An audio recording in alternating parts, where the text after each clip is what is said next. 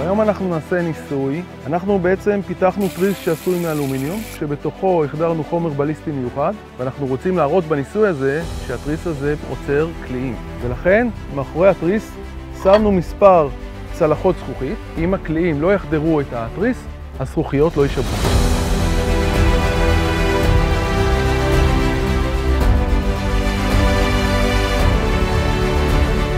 חבר'ה, מטווח חם.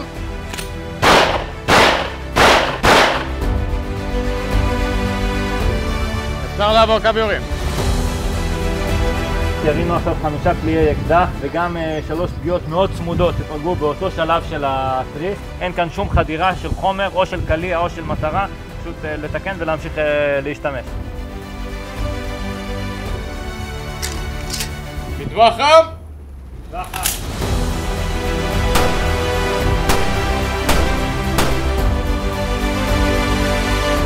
אנחנו יכולים לראות שיש כאן 5 קליעים, גם בין השלבים. גב המטרה חלק לחלוטין, אפילו בלי התנפחות, כמובן בלי חדירה. מטווח חם.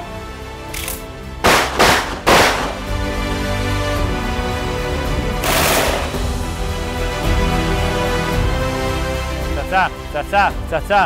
יפה מאוד. שום קליע לא חדר. אני רואה את התוצאות ולא מאמין. בטח תאמין. מה לא תאמין? אין יותר להאמין מזה.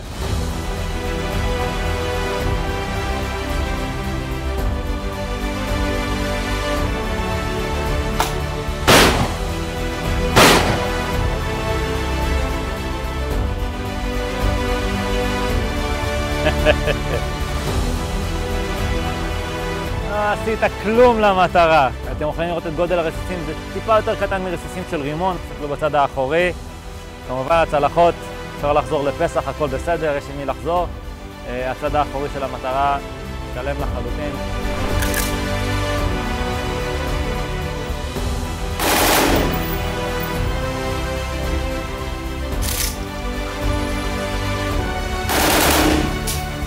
הניסוי הסתיים בהצלחה, ירינו עשרות קליעים לעבר המטרה, שום קליע לא חדר את התריס הממוגן ירי שלנו, אנחנו מאוד מרוצים מהתוצאה ובטוחים שנוכל לספק ללקוחות מוצר חזק וממוגן.